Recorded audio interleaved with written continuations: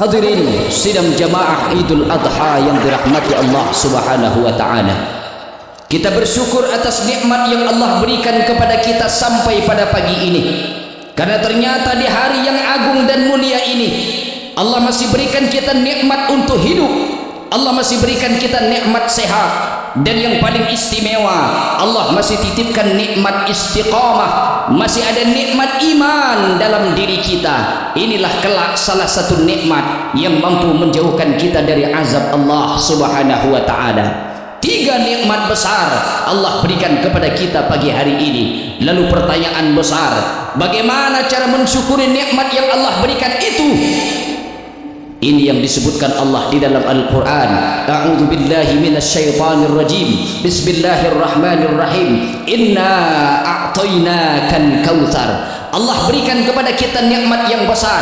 Bagaimana cara mensyukuri nikmat yang besar itu? Fasholli li rabbik. Dirikan salat Id. Salat sudah kita dirikan, tapi selesai salat ada tinggal satu perintah lagi. Wanhar, berkurbanlah. Salawat dan salam kepada Sayyidina Muhammad sallallahu alaihi wasallam, seorang nabi dan rasul yang sangat dimuliakan dan dicintai oleh Allah Subhanahu wa taala. Allahu akbar, Allahu akbar, Allahu akbar, walillahil hamd. Hari ini 10 Zulhijjah, umat Islam di seluruh penjuru dunia yang jumlahnya lebih dari 1,7 miliar sedang beridul adha. Hari raya yang disambut dengan takbir, tahmid, tahlil. Sebenarnya kita sedang memproklamirkan di hadapan kuasa Allah, bahkan kekerdilan dan kerendahan kita di hadapan Allah. Serempak tadi kita mengatakan takbir, mengucapkan takbir, Allahu Akbar, Allah Maha Besar. Kalau Allah Maha Besar berarti keluargaku kecil. Allahu Akbar, Allah Maha Besar. Kalau Allah yang Maha Besar berarti hartaku kecil. Karena ucapan takbir bukan sekadar gerak bibir tanpa arti, tapi juga butuh pengakuan di dalam hati. Maka momentum lewat khutbah Idul Adha kita akan memetik hikmah terbesar dari Idul Adha itu. Apa hikmah terbesar dari Idul Adha ini? Yang pertama adalah persatuan umat Islam. Persatuan ini bisa kita saksikan saat ini. Lebih dari 3 juta umat muslim hari ini berada di tengah kota suci, melaksanakan ibadah, menunaikan perintah Allah dalam berhaji. Di sana kita lihat lautan manusia itu membuat panorama yang sangat menakjubkan, memenuhi angkasa. Disitulah kita baru sadar, saudaraku yang dirahmati oleh Allah Subhanahu wa taala. Di sana tidak dibedakan, semua serempak membaca talbiyah, labbaik Allahumma labbaik. Kami datang memenuhi panggilanmu ya Allah. Labbaik la syarika laka labbaik. Kami datang memenuhi panggilanmu ya Allah. Tidak ada sekutu bagimu ya Allah. Innal hamda, segala pujian, wan ni'mata, segala kenikmatan, laka wal mulk, dan segala kekuasaan milikmu ya Allah. La syarikalah, tidak ada sekutu bagimu ya Allah. Kita saksikan mereka yang sedang berhaji saat itu. Pakaian mereka sama sejak miqat, pakaian mereka sama, 2 helai kain putih, warnanya putih seperti kain kapan pembungkus mayat, tanpa terkecuali. Mereka tidak dibedakan mana pakaian yang muda dan yang tua, mana pakaian yang terhormat dan yang awam, mana pakaian yang cukup makan atau kurang makan, mana pakaian yang bahagia dan yang sengsara. Semua sama, mengucapkan talbiyah yang sama, pakaian yang sama, berangkat dari tempat dan waktu yang sama, dan akan tiba pada waktu dan tempat yang sama pula. Islam sedang mengajarkan saudaraku, kalau hari ini di kampung halamanmu engkau bersaudara karena sedarah, kalau di kampung halamanmu engkau bersaudara karena satu suku, satu bahasa, Allah sedang ajarkan lewat Idul Adha. Saudaraku yang dirahmati oleh Allah, ada berusaha yang lebih hebat, saudara yang lebih dahsyat, lebih dari sekedar darah dan bahasa. Apa dia? Bersaudara karena la ilaha illallah Muhammadar Rasulullah. Allahu Akbar, Allahu Akbar, Allahu Akbar, walillahil hamd. Hikmah yang pertama, kokohkan persatuan umat Islam. Yang kedua, belajar dari pengorbanan Nabi Ibrahim alaihissalam. Nabi Ibrahim alaihissalam adalah seorang nabi yang dinobatkan menjadi Khalilullah, kekasihnya Allah. Namanya tertulis, namanya termaktub 69 kali di dalam Al-Quran. Bahkan namanya dijadikan nama surat di dalam Al-Quran. Apa maknanya saudaraku yang dirahmati oleh Allah subhanahu wa ta'ala? Tidak lain saudaraku, tadi solat yang lain kita membaca iftitah, yang kita baca itu apa? Tentang Nabi Ibrahim alaihissalam, sifatnya Nabi Ibrahim alaihissalam. Di masa Nabi Ibrahim itu diklaim oleh orang Yahudi. Orang Yahudi mengaku bahwa Nabi Ibrahim adalah orang Yahudi. Orang Nasrani pun berkata demikian, Ibrahim itu adalah orang Nasrani. Tapi Allah bantah itu di dalam Al-Quran. A'udzubillahi minasyaitonir rajim. Ma kana Ibrahim Yahudiyan wala Nasraniyan walakin kana hanifan musliman wa ma kana minal musyrikin. Perhatikan ayat ini saudaraku, garis bawahi ayat ini saudaraku, hafal ayat ini saudaraku. Allah bantah Nabi Ibrahim itu bukan orang Yahudi, Nabi Ibrahim itu bukan orang Nasrani, tapi dia punya sifat, kata Allah dalam ayat ini. Apa sifat Nabi Ibrahim yang pertama? Hanif. Dia lurus, dia condong kepada kebenaran, dia tidak condong kepada anaknya, dia tidak condong kepada istrinya, dia condong lurus kepada kebenaran. Musliman, sifat yang kedua setelah hanif, musliman, dia berserah diri kepada Allah. Dia tidak berserah diri kepada hartanya, dia tidak berserah diri kepada ayahnya, tapi musliman, dia berserah diri kepada Allah subhanahu wa ta'ala. Bukankah ini yang kita baca dalam iftitah saudaraku yang dirahmati oleh Allah? Wajjahtu wajhiya lilladzi fataras samawati wal arda hanifan musliman. Kami lurus, kami condong kepada Allah dan kami berserah diri kepada Allah. Dan hebatnya lagi, nama Nabi Ibrahim kita sebutkan 4 kali dalam setiap salat kita. Kama sallaita ala Ibrahim wa ala ali Ibrahim wa barik ala Ibrahim wa ala ali Ibrahim. Penyebutan nama Nabi Ibrahim sampai 4 kali dalam salat kita, bukan sekedar terucap di tepi bibir, di ujung lidah, tetapi memetik hikmah pelajaran lewat ujian dan pengorbanan Nabi Ibrahim alaihissalam. Allahu Akbar, Allahu Akbar, Allahu Akbar, walillahil hamd. Pengorbanan demi pengorbanan, ujian demi ujian yang dilalui oleh Nabi Ibrahim alaihissalam. Yang pertama, Nabi Ibrahim itu diuji lewat ayah kandungnya sendiri. Al-Quran menceritakan ayah Nabi Ibrahim bernama Azar. Dia adalah seorang pembuat dan penyembah patung. Saat itu Nabi Ibrahim berkata kepada ayahnya, "Atattakhidhu asnaman aliha?" Hai ayahku, apakah patung ini kau buat lalu kau sembah-sembah? Apa jawaban Azar, ayahnya Nabi Ibrahim alaihissalam?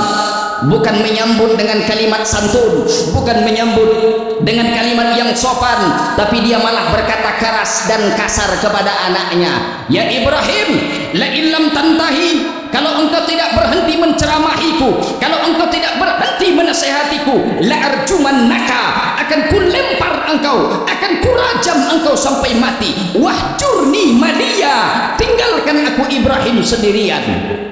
Ayahnya seorang pembuat patung dan penyembah patung, ketika dinasihati malah berkata keras, tapi tidak membuat Nabi Ibrahim terhitung durhaka. Karena ucapan Nabi Ibrahim terhadap ayahnya, walaupun akan dirajam dan diusir, apa jawaban Nabi Ibrahim alaihissalam? Salamun alaika, salam keselamatan untukmu hai ayahku. Sa'astaghfiru laka rabbi, aku akan tetap meminta ampun kepada Allah atas dosa-dosamu. Innahu kana bi hafiya, karena Tuhanku sangat dekat dengan aku, karena Tuhanku sangat baik kepadaku.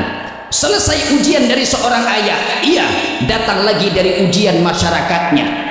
Nabi Ibrahim sedang mengajarkan saudaraku yang dirahmati oleh Allah, hei orang-orang kampungku, kalau berhala Tuhan yang kalian sembah itu tidak bisa menolak mudarat kepada dirinya, bagaimana mungkin dia menolak mudarat dan mendatangkan manfaat kepada kalian? Ayahku yang membuat patung, patung itu tidak bisa melihat dan mendengar, tapi kenapa kalian kalian sembah, tapi dasar orang kampung berdebat dengan otak.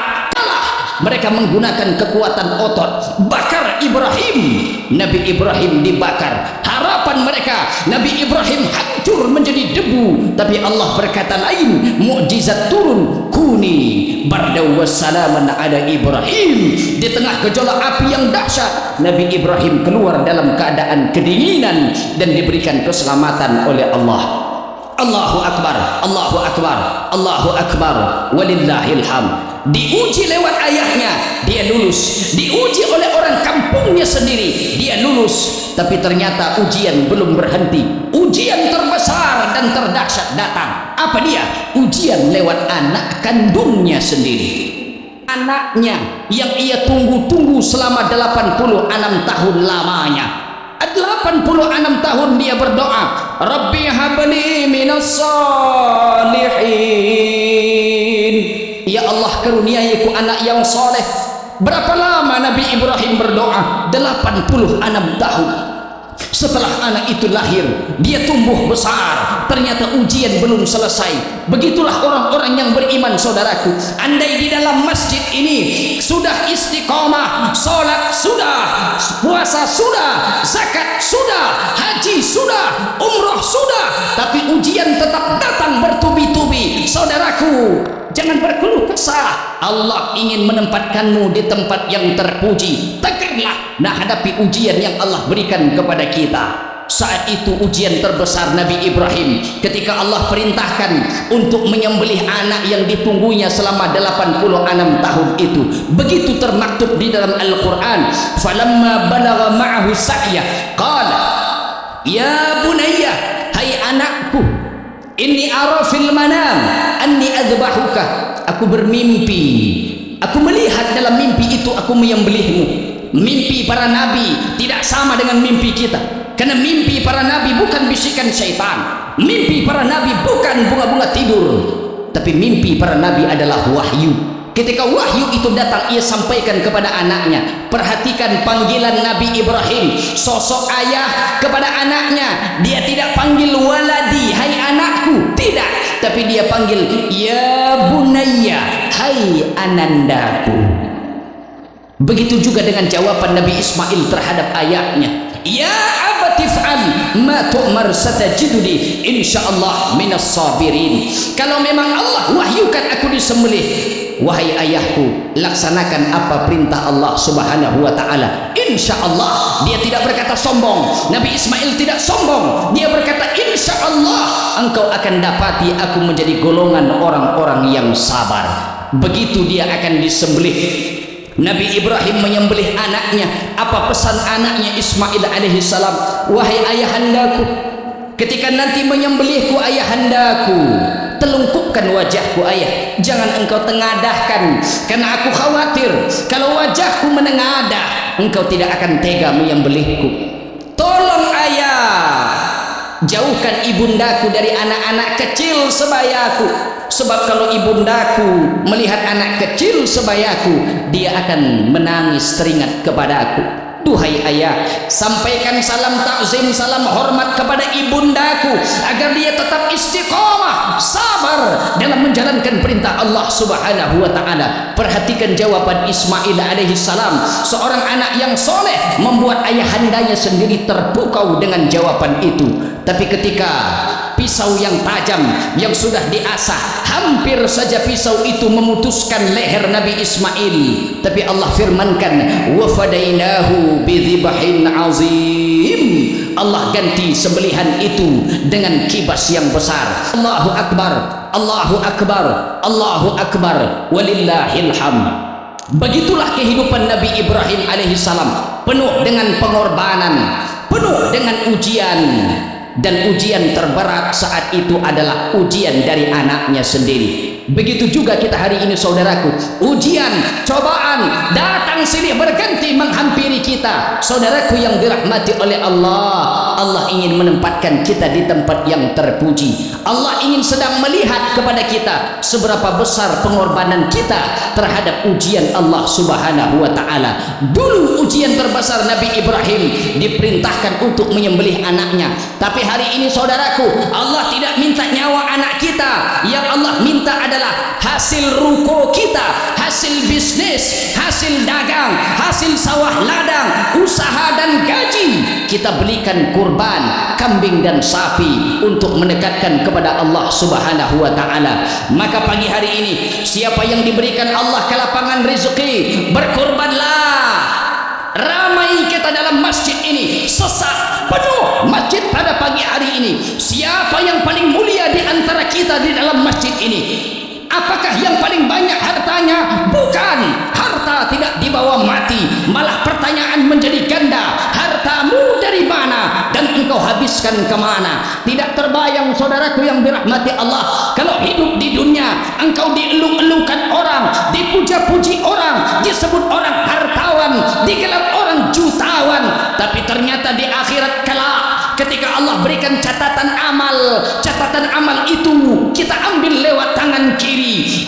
Allahu Akbar, Allahu Akbar, Allahu Akbar, walillahil hamd. Kesimpulan yang dapat kita petik, pertama, umat Islam adalah umat yang punya persatuan luar biasa. Kalau di sini persatuan kita karena kita sedarah, karena kita satu suku, satu bahasa. Hari ini Allah ajarkan kepada kita ada persaudaraan yang lebih dahsyat, yaitu bersaudara karena la ilaha illallah Muhammadar Rasulullah. Kesimpulan yang kedua yang dapat kita petik, hari ini hari nahar, hari kurban, yang punya kelapangan rezeki berkurbanlah, karena kurban salah satu cara kita untuk mensyukuri nikmat Allah dan mendekatkan diri kepada Allah Subhanahu wa taala. Kesimpulan terakhir yang bisa kita petik, dan ini adalah kesimpulan yang maha dahsyat, belajar kita dari keluarga Nabi Ibrahim alaihi salam. Barakallahu li wa lakum fil Qur'anil azim wa nafa'ani wa iyyakum bima fihi minal ayati wa dzikril hakim. Fataqabbala minni wa minkum tilawatahu innahu huwal ghafurur rahim.